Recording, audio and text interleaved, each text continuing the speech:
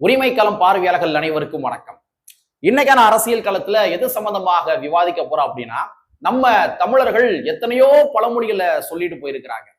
ஒவ்வொரு காலகட்டத்திற்கும் பக்காவாக பொருந்தக்கூடிய பல்வேறு வகையான பழமொழிகளை இந்த மனித சமுதாயத்திற்கு விட்டுட்டு போயிருக்கிறாங்க. சோ அந்த வகையில தமிழ்நாட்டினுடைய அரசியல் களத்திற்கு ஏற்றவாறு ஒரு பழமொழியை நம்ம சொல்ல போறோம்.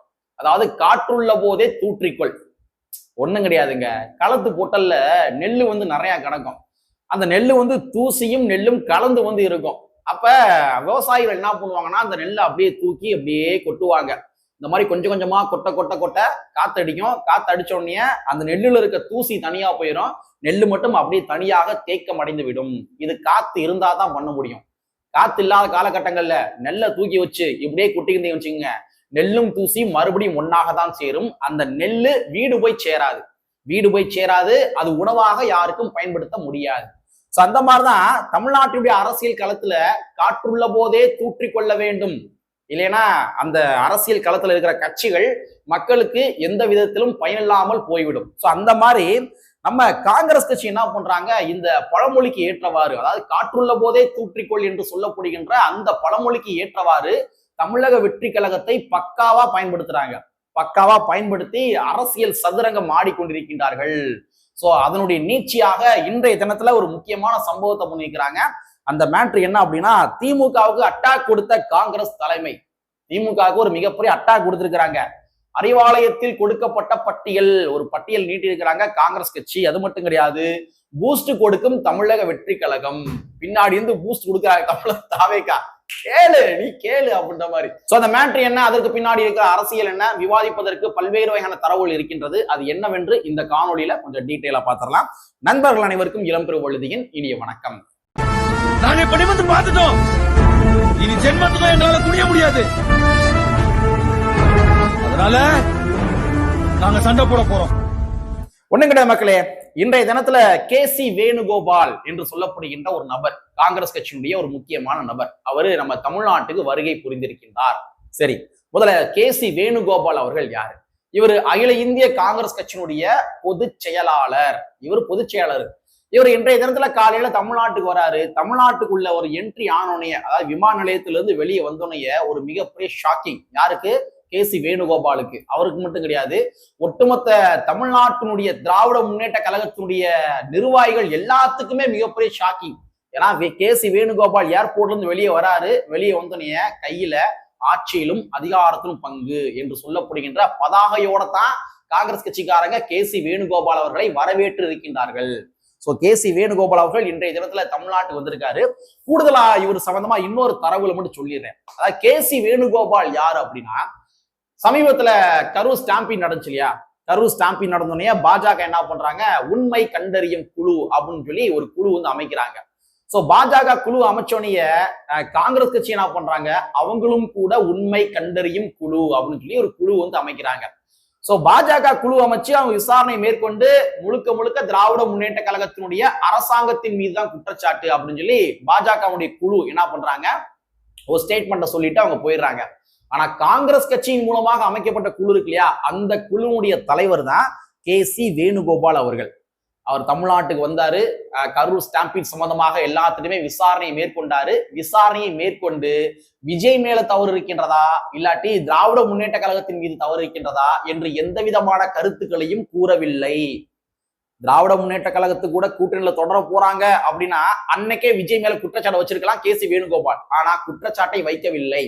அஸ் யூஷுவல் ஒரு அரசியல்வாதிகள் என்ன பண்ணிருப்பாங்க, நாங்க திமுக கூட்டணியில் இருக்கிறோம், அப்ப விஜய் மேல ஈஸியா நீங்க செஞ்ச தவறுங்க அப்படின்ற மாதிரி சொல்லிட்டு போயிருந்துக்கலாம். ஆனா கே.சி. வேணுகோபால் அவர்கள் எந்த விதமான கருத்துக்களையும் விஜயை நோக்கியோ இல்லாட்டி இங்கிட்டு திமுகவை நோக்கியோ அவர் எந்த விதமான கருத்துக்களையும் சொல்லவில்லை. இவர் தான் கே.சி. வேணுகோபால். ஓகேவா? சரி. சோ இந்த கே.சி. வேணுகோபால் அவர்கள் தான் என்ன பண்ணிருக்காங்க, அவரின் மூலமாக கே.சி. வேணுகோபால் மூலமாக அறிவாலயத்திற்கு ஒரு பட்டியல் போயிருக்கின்றது. இந்த 2026 தேர்தல்ல எங்களுக்கு இதை நீங்க பண்ணி கொடுங்க அப்படின்னு சொல்லி அறிவாலயத்திற்கு ஒரு பட்டியல் போயிருக்கின்றது. அந்த பட்டியல்ல மொத்தம் 2 டிமாண்ட் வைக்கிறாங்க. அதாவது ஃபர்ஸ்ட் ஆப்ஷன், செகண்ட் ஆப்ஷன் அப்படின்ற மாதிரி திராவிட முன்னேற்ற கழகத்திற்கு 2 ஆப்ஷன் கொடுக்குறாங்க காங்கிரஸ் கட்சி. அதுல முதல் ஆப்ஷன் என்னவென்றால், எங்களுக்கு 6 அமைச்சர் பதவிகள் வேண்டும். ஆட்சியிலும் அதிகாரத்தில் பங்குல எங்களுக்கு 6 அமைச்சர் பதவிகள் வேணும் அப்படின்னு சொல்லி காங்கிரஸ் கட்சி டிமாண்ட் பண்றாங்க. அதே மாதிரி 6 மேயர் பதவிகள் வேண்டும் அப்படின்னு கேட்கிறாங்க. இது ஃபர்ஸ்ட் ஆப்ஷன். செகண்ட் ஆப்ஷன் என்ன பார்த்தோம்னா 12 வாரிய பதவிகள், 12 வாரிய தலைவர்கள் பதவிகள் வேணும், இல்லாட்டி அதே மாதிரி 6 மேயர் பதவிகள் வேணும் அப்படின்னு சொல்லி மொத்தமாக ஒரு 2 ஆப்ஷன் வைக்கிறாங்க. First option, second option. So இந்த 2 ஆப்ஷன் நீங்க பண்ணி கொடுங்க அப்படின்ற மாதிரி அறிவாலயத்திற்கு காங்கிரஸ் கட்சி கிடுக்கு பிடியை போட்டிருக்கின்றார்கள். சோ இந்த மாதிரி தான் தமிழ்நாட்டினுடைய அரசியல் களம் தற்பொழுது பரபரப்பா போய்கிருக்குது. சோ இந்த மாதிரி செய்தி வெளியான உடனே வழக்கம் போல திராவிட முன்னேற்ற கழகத்தை சார்ந்தவர்கள் காங்கிரஸ் கட்சிக்கு என்ன தகுதி இருக்கின்றது, அவர்கள் எவ்வாறு இப்படி கேட்க போச்சு, ஆச்சாக்கும் பூச்சாக்கா அப்படின்ற மாதிரி சமூக வலைத்தளங்கள்ல எழுதுகின்ற காட்சிகளை பார்க்க முடிகின்றது. இந்த இடத்துல நான் ஒரு விஷயத்தை நான் பதிவு பண்ணி ஆகணும். என்னதான் திராவிட முன்னேற்ற கழகத்தினுடைய நிர்வாகிகள் காங்கிரஸ் இல்லாம நாங்க வெற்றி பெற்று விடுவோம், காங்கிரஸ் எங்களுக்கு தேவையே இல்லை, காங்கிரஸ் ஒரு வேஸ்ட் லக்கேஜ் என்று சொன்னாலும் கூட காங்கிரஸ் கட்சி திராவிட முன்னேற்ற கழகத்தினுடைய கூட்டணியில் இருந்து பிரிந்து போவதை திராவிட முன்னேற்ற கழகத்தினுடைய தலைமை விரும்பவில்லை. ஏன்னா காங்கிரஸ் கட்சி வெளியே போனா அது திமுக பாதிப்பு ஏற்படும் அப்படின்றது திராவிட முன்னேற்ற கழகத்தினுடைய தலைமைக்கு நல்லாவே தெரியும். காங்கிரஸ் கட்சிக்கு தகுதி இருக்கின்றதா இல்லையா, அதாவது அதிகாரத்துல பங்கு கேட்கிறாங்க இல்லையா, அவங்க கேட்பதற்கு தகுதி இருக்கின்றதா இல்லையா அப்படின்றத நம்மளுடைய பார்வையின் அடிப்படையில் நாம பார்த்துருவோம். அதாவது ஒண்ணும் கிடையாதுங்க. காங்கிரஸ் கட்சி கேட்பது என்ன, ஆட்சியிலும் அதிகாரத்திலும் பங்கு. முதலமைச்சர் பதவி ஒண்ணு கேட்கல, முதலமைச்சர் பதவி கேட்கல, அவங்க கேட்கறது என்ன, ஆட்சியிலும் அதிகாரத்திலும் பங்கு. உங்களுடைய முதலமைச்சர் பதவி எங்களுக்கு கொடுத்துருங்க, எங்களுக்கு இல்ல நீங்க இருங்கன்னு சொன்னாதான் தவறு. ஆனா முதலமைச்சர் பதவி கேட்கல, அவங்க ஆட்சியிலும் அதிகாரத்திலும் பங்கு கேட்கிறாங்க. இப்ப தமிழ்நாட்டுல கூட்டணியுடைய தலைமை யாரு, அது திராவிட முன்னேற்ற கழகம். திராவிட முன்னேற்ற கழகம் தான் அதிகப்படியான வாக்கு சதவீதம் வாக்குகள் வாங்குறாங்க, மாற்று கருத்து கிடையாது. அப்ப அதிகப்படியான வாக்கு சதவீதம் யாரு வாங்குறா, அது திராவிட முன்னேற்ற கழகம் வாங்குறாங்க. அப்ப திராவிட முன்னேற்ற கழகம் தான் கூட்டணியுடைய தலைமை. அப்ப திராவிட முன்னேற்ற கழகம் தான் முதலமைச்சர் பதவி, திராவிட முன்னேற்ற கழகம் தான் இதரப்பின முக்கிய துறைகளை அவங்க கையில் வச்சுக்கிடுவாங்க. ஓகேவா? அப்ப காங்கிரஸ் கட்சியினுடைய ரோல் என்ன, காங்கிரஸ் கட்சி ஒரு பங்களிப்பை திராவிட முன்னேற்ற கழகத்தினுடைய கூட்டணிக்கு செலுத்துகின்றதா அப்படின்னு கேட்டா கண்டிப்பா செலுத்துது. காங்கிரஸ் கட்சி மட்டும் கிடையாது, விடுதலை சிறுத்தை கட்சி ஒரு பங்களிப்பை செலுத்துது, கம்யூனிஸ்ட் கட்சி ஒரு பங்களிப்பை செலுத்துது, இதரப்பன இஸ்லாமிய அமைப்புகள் ஒரு சில பங்களிப்பை செலுத்துகின்றார்கள். அப்ப இவங்க முதலமைச்சர் பதவியை கேட்டாதான் அது தவறு. ஆனா எங்களுடைய உழைப்புகளுக்கு ஏற்றவாறு எங்களுக்கு சில அமைச்சர் பதவியை கொடுங்க என்று கேட்பதுல ஒரு தவறும் கிடையவே கிடையாது. காங்கிரஸ் கட்சி தலைமை பொறுப்பை கேட்டாதான் தவறு, காங்கிரஸ் கட்சி முதலமைச்சர் பதவி எங்களுக்கு கொடுங்கன்னு கேட்டாதான் தவறு. ஆனா காங்கிரஸ் கட்சி எங்களுடைய உழைப்புக்கு ஏற்ற நீங்க ஒரு சில அமைச்சர் பதவியை கொடுங்க அப்படின்னு சொல்லி கேட்கிறாங்க. அப்ப இதுல என்ன தவறு இருக்க முடியும், என்ன தவறு இருக்க முடியும்? இப்ப ஒரு சின்ன உதாரணம் சொல்றேன், ஒரு 2 உதாரணம் சொல்றேன். விடுதலை சிறுத்தைகள் கட்சியுடைய நிறுவனர் அண்ணன் திருமாவர்கள் ஒரு மேடையில பேசியிருப்பார். அதாவது திராவிட முன்னேற்ற கழகம் 1 பவுன் தங்கமாக இருக்கலாம். 1 பவுன் தங்கம்னா என்னன்னா ஒரு முழுமையான தங்கமா இருக்கலாம். ஆனா 8 கிராம் சேர்ந்ததா 1 பவுன் தங்கம். அந்த 8 கிராம்ல 7.25 பவுன் 7.25 கிராம் அது திராவிட முன்னேற்ற கழகமா கூட இருந்துட்டு போகுது. ஆனா மீத இருக்கிற அந்த 1/4 கிராம் இருக்கு இல்லையா தங்கம், அந்த 1/4 கிராம் தான் விடுதலை சிறுத்தை கட்சி. அந்த 1/4 கிராம் சேர்ந்தா தான் நீங்க 1 பவுன் தங்கமாக மாற முடியும், ஆட்சி அமைக்க முடியும், முதலமைச்சர் பதவியில உட்கார முடியும். ஆனா அந்த 1/4 கிராம் தங்கம் இல்லாம உங்களால ஒரு முழுமையான 1 பவுன் தங்கமாக மாற முடியாது, ஆட்சி அதிகாரத்தில் உட்கார முடியாது. இதனுடைய சூசகம் இதை சூசகமா அந்த திருமாவளவன் சொல்லியிருப்பாரு. சோ அந்த மாதிரி திராவிட முன்னேற்ற கழகம் எல்லாத்தையும் சேர்த்து அவங்க அரவணைச்சாதான் அவங்க முதலமைச்சர் பதவியில இருக்க முடியும். இல்லாட்டி 2016 என்ன ரிசல்ட் வந்துச்சு அப்படின்றது இங்க இருக்கிற எல்லாருக்குமே தெரியும். அப்ப காங்கிரஸ் கட்சி என்னுடைய பங்களிப்புக்கு ஏற்றவாறு எனக்கு நீ அமைச்சர் பதவி கொடு என்று கேட்பதுல ஒரு தவறும் கிடையாது. நம்ம செல்வ பிறந்தை அவர்கள் கூட சமீபத்துல ஒரு ஸ்டேட்மெண்ட் சொன்னாரு. ஆனா திருமாவளவன் எப்படி சொன்னாரோ இவர் வேறொரு வடிவத்துல சொன்னாரு.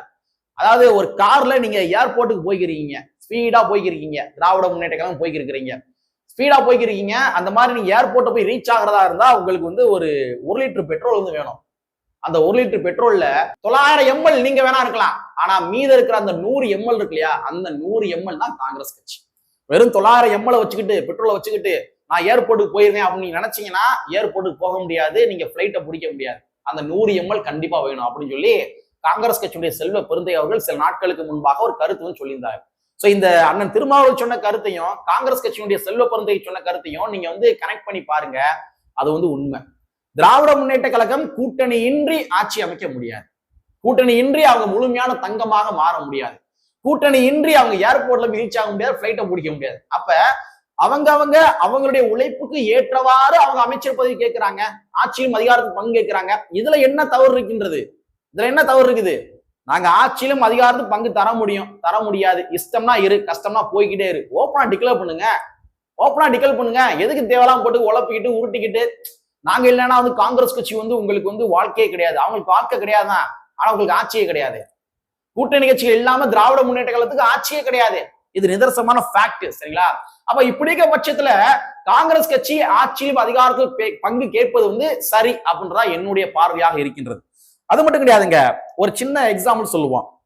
திராவிட முன்னேற்ற கழகத்தினுடைய கூட்டணி கடந்த 2021 எலெக்ஷன்ல 45.38% மொத்த வாக்கு சதவீதம் அவ்வளவு. ஆனா இதுல திராவிட முன்னேற்ற கழகம் மட்டும் எவ்வளவு பார்த்தோம்னா 37.70%. அவங்கதான் அதிகமா வாங்கியிருக்காங்க, 37.70%. அப்ப தமிழ்நாட்டுல மொத்த அமைச்சர்கள் எத்தனை? 34 அமைச்சர்கள்.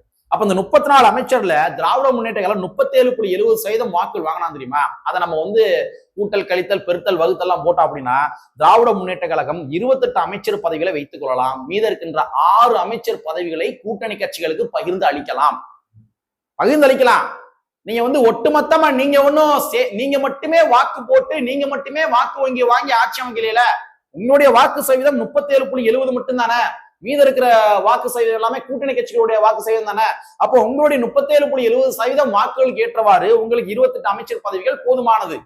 மீத இருக்கிற 6 அமைச்சர் பதவிகளை கூட்டணி கட்சிகளுக்கு தாராளமா கொடுக்கலாம் திராவிட முன்னேற்ற கழகம். ஆனா கொடுப்பதற்கு மனசு இருக்குமா அப்படின்னு கேட்டா மனசு இருக்காது.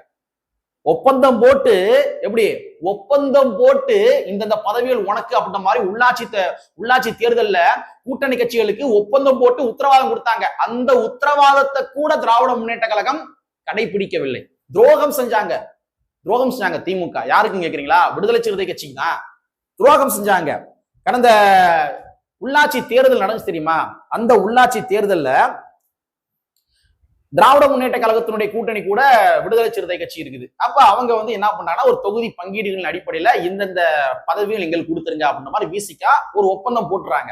அந்த வகையில நெல்லிக்குப்பம் நகர்மன்ற பதவி இருக்கு இல்லையா? அந்த நெல்லிக்குப்பம் நகர்மன்ற பதவி விடுதலை சிறுத்தை கட்சிக்கு ஒதுக்கப்பட்ட பதவி. ஆனா அதுல டிஎம்கேவை சார்ந்த ஜெயந்தி என்று சொல்லக்கூடிய நபர் போட்டி போட்டு ஜெயிச்சிடறாங்க. ஆக்சுவலா அவங்க விட்டு கொடுத்துருக்கணும், இல்லாட்டி தன்னுடைய கவுன்சிலர் எல்லாத்தையுமே விசிகாவுடைய வேட்பாளருக்கு வாக்களிக்க வைத்திருக்க வேண்டும். ஏன்னா அவங்களுக்கு ஒதுக்கப்பட்ட தொகுதி இது நெல்லிக்குப்பம் நகர்மன்ற தலைவர் பதவி. ஆனா திமுக செய்யவில்லை, திமுக வேட்பாளர்கள் செய்யவில்லை.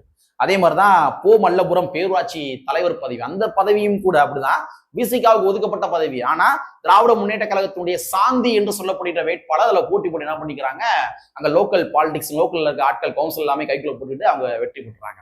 அப்ப கூட்டணி தலைமையை இந்த நபர்கள் எப்படி மதிக்கிறாங்க?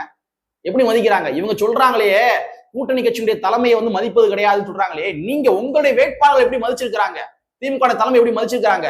விசிகாவுக்கு ஒதுக்கப்பட்ட இடங்கள்ல திமுக போட்டி போட்டு வெற்றி பெற்றிருக்கிறாங்க. அது மட்டுமா, ஓவேலி பேரூராட்சி துணைத் தலைவர் பதவி, அந்த பதவியிலும் கூட டிஎம்கே சார்ந்த செல்வரத்தினம் என்ன பண்றாரு, போட்டி போட்டு வெற்றி பெற்றாரு. விசிகா கரிய பூசி விட்டுறாரு. அப்ப விசிகாவுக்கு ஒதுக்கப்பட்ட பதவிகளிலும் கூட திராவிட முன்னேற்ற கழகத்தை சார்ந்தவர்கள் போட்டி போட்டு வெற்றி பெற்றுக் கொள்கின்றார்கள். இத்தனைக்கும் உடன்படிக்கை போட்டிருந்த போதிலும் கூட திமுக தலைமை விசிகா நிறுவனர் அண்ணன் திருமாவர்களுக்கு உறுதிமொழி அளித்திருந்த போதிலும் கூட என்ன பண்றாங்க பாருங்க, திமுக வேட்பாளர்கள் திமுக தலைமை மதிப்பது கிடையாது. அப்ப இந்த மாதிரிதான் திமுக அரசியல் இருந்து கொண்டிருக்கின்றது. சரிங்களா? சோ இந்த மாதிரிதான் தமிழ்நாட்டின் அரசியல் போய் கொண்டிருக்கின்றது. இதுல கூடுதலா இன்னொரு தகவலையும் நம்ம சொல்லி ஆகணும். கேசி வேணுகோபால் இருக்கார் இல்லையா, அவரு இப்ப ஜஸ்ட் நான் இப்ப வீடியோ பேசுறதுக்கு முன்னாடி பார்த்த செய்தி என்னவென்றால், கூட்டணி சம்பந்தமாக பொது வழியில யாரும் பேசக்கூடாது அப்படின்னு சொல்லி கேசி வேணுகோபால் அவர்கள் என்ன பண்ணியிருக்காருன்னா ஒரு கருத்தை தெரிவிச்சிருக்கிறாரு. அதெல்லாம் அப்படிதான், அதாவது பிள்ளையும் கிள்ளி விட்டு தொட்டிலையும் ஆட்டுவோம் சொல்ல தெரியுமா, அந்த மாதிரிதான். இதுதான் அரசியல்.